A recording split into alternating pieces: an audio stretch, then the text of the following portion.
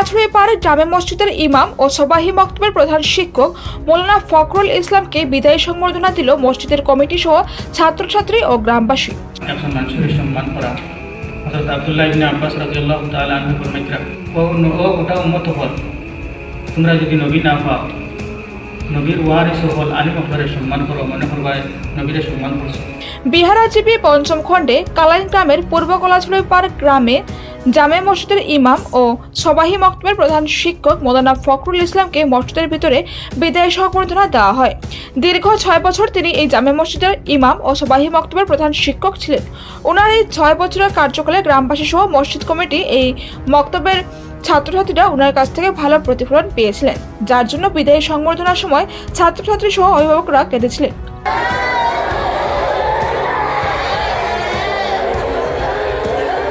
এদিন মসজিদ কমিটির পক্ষ থেকে ওনাকে উষ্ণ সংবর্ধনা দেওয়া হয়। ওনার হাতে একটি মানপত্র তুলে দেন সবাহি মক্তবের ছাত্রছাত্রীরা।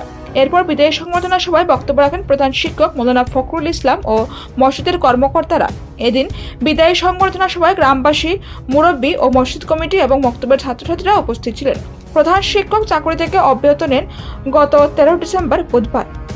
রামকৃষ্ণনগর থেকে তরঙ্গ টিভির প্রতিনিধি গৌতম সরকারের প্রতিবেদন।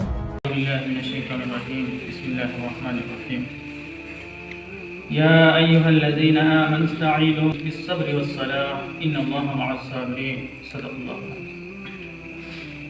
সম্মানিত সহবাসী মুরব্বী ও যুবক একজন মানুষের সম্মান করা হযরত আব্দুল্লাহ ইবনে আব্বাস রাদিয়াল্লাহু তাআলা আনহু ফরমাইতরা ও গোটা উম্মত হল তোমরা যদি নবী না পাও নবীর ওয়ারিস হল আলিম হকরের সম্মান করো মনে করবা নবীর সম্মান করছো। আলিম হকরে মায়া করো মনে করবা নবীর মায়া করছো। আলিম হকর লাগে সহযোগিতা করো মনে করবা নবীর সাথে সহযোগিতা করছো। এইরকম উম্মতরে ডাকিয়া তাই অনেক কথা করছো। যাই রাইসুল মুফাসসিরিন কোরআনের তাফসীর ব্যাখ্যা করনেওয়ালা সাহাবা কেরাম ওর মধ্যে সবচেয়ে উত্তম ব্যাখ্যা করনেওয়ালা সাহাবা। আমি এক আয়াত পড়েছিলাম সাহেব বল আল্লাহ পাক রব্বুল আলামিনে আপনারে আমার সম্বোধন করিয়া আমরার নাম হইল ইনসান কিন্তু আমরারে মুমিন হইয়া ডাকিতা। আমরার মায়াদারি ছেলে আমরারে মনা হইয়া ডাকি না, ছোট বাচ্চা হইলে মামনি হইয়া ডাকি। তো ওরকম আল্লাহ পাকে আমরারে ইনসান হইয়া না ডাকিয়া হইতরা ও ইমানদার বান্দাবান্দি হল ইস্তাঈনু তোমরা সাহায্য চাও আমার কাছে বিসসাবরি ওয়াসসালাহ ধৈর্যের মাধ্যমে আর নামাজের মাধ্যমে। সাহেব বল আমরা ধৈর্য ধরতাম, ধৈর্য কত প্রকার আছে। বেমার হইলে ধৈর্য ধরতাম, বেশি বেমার হয়ে গেলে আমরা ধৈর্য সীমা বাইরে যাই অনেকটা মাটি। আজ ফসলের মধ্যে যদি ফুকায় মারিলে আজ আলু খেত রয়েছে মানুষে বিভিন্ন ফসল এটা যদি ফুকে খাইলায় তো আমরা মনে কেমন আঘাত লাগে, খুব আঘাত লাগে, ধৈর্য ধরতাম। এরপরে আমরা টেকা পয়সার লেনদেন কারবারও যদি টেকা বেশ করিয়া হারাই টেকায় মাই খাইলায় তো এইটার মধ্যে ধৈর্য ধরতাম। এইরকম আপনারা বুঝুক কতটুকু যত বেদনাদায়ক কাজ কর্ম আছে সব যদি আপনার আঘাত লাগে আল্লাহ তাআলা হইতে রাখতে তোমার ধৈর্যের মাধ্যমে আমরা আমার কাছে সাহায্য চাও। আর নামাজ পড়ো, যখন বিপদে পড়বা নামাজের মাধ্যমে চাও। তো সাহেব বল আমি কথা কইতাম আসলাম failure is the pillar of success.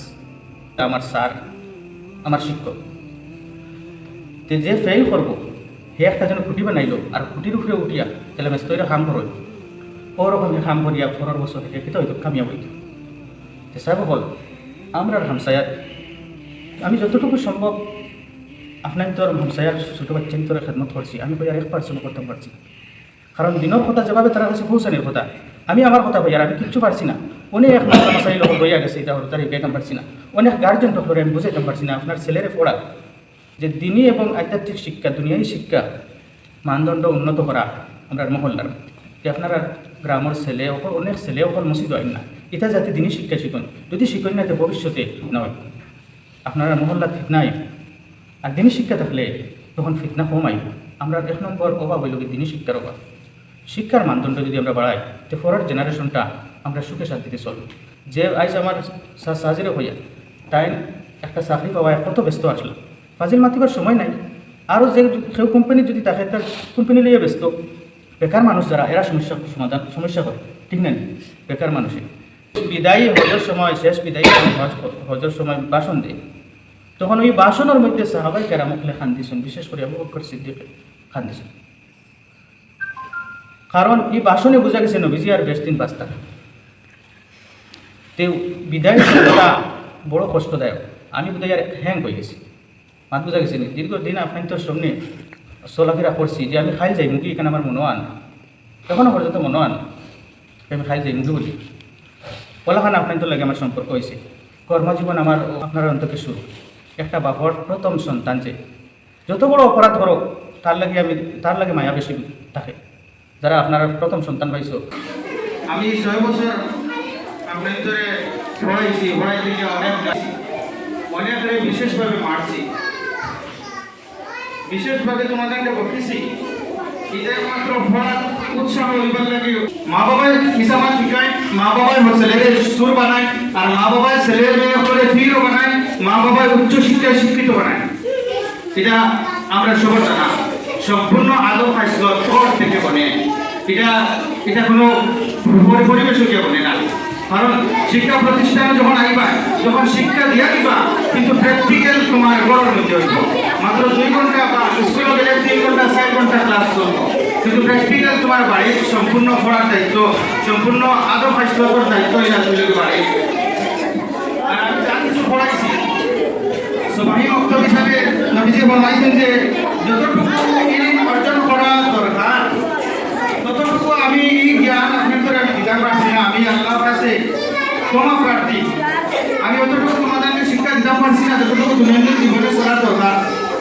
এই দায়িত্ব থেকে যে আমি অবহেলিত আসলাম, আল্লাহ পাকে আমার মাফ করে দিতাম। আর তোমাদের কাছে বিভিন্ন বই আছে, এই বইয়ের মধ্যে সব পড়া আছে। তোমাদের মুখস্থ করবায়, বুঝবায়, বুঝিয়া আমল করবায়। আর সব সময় বই খুব বলো। সবচেয়ে বড় বেশি মায়া মহব্বত তোমার বই লাগে থাকতে লাগবো। মা বাবার চাই বেশি মায়া থাকতে লাগবো তোমার বই লাগি। যদি বই লাগে মায়া থাকে, পড়ার সময় পাও, তাহলে তুমি কামিয়াব হইতে পারবাই। একদিন তুমি সফলতা অর্জন করতে পারবাই। যে সারা গোটা এলাকার মধ্যে আলো ছড়াইতে পারবাই। আজ আমার স্যার আমার সাজি দীপিকা আহমদি আমার দেশে পড়াইছেন, কিন্তু তানোর আলো যাও গিয়া ভাইবা কর্ণাটক আছে, তানোর আলো গিয়া ভাইবা ত্রিপুরাত আছে, তানোর আলো গিয়া ভাইবা মুম্বাইত আছে।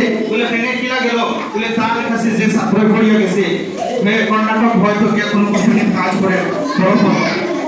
গতিকে আমরা শিক্ষক হইতাম, আমরা এখন আলো বলতাম নক্ষত্র। আমরা জানি নক্ষত্র যার নিজস্ব আলো আছে, এর কারণে নক্ষত্র উদাহরণ দেওয়া হয়। এই নক্ষত্র বলতাম আমরা, চন্দ্র আর তারা বলতাম না যে অন্য কাছে সংগ্রহ করা লাগে। তোমরা আমার মেয়ের মতো বড় করছি, তোমরা ওইখানে ঘুরবাইছো। সবসময় কতটুকু আমি তোমরা লাগে ব্যবহার করছি। কিন্তু কাছে যদি কোনো দয়াদুবি করি, ব্যবহার দ্বারা, আচার আচরণ দ্বারা, কথার দ্বারা, চলাফেরার দ্বারা, আর করে লেনদেন দ্বারা আল্লাহ কাছে আপনারা মাফ দিবেন। আমি ওখানে শেষ করি। আমাদের দোয়া হয়ে যাওয়া না, আলহামদুলিল্লাহ রাব্বিল আলামিন।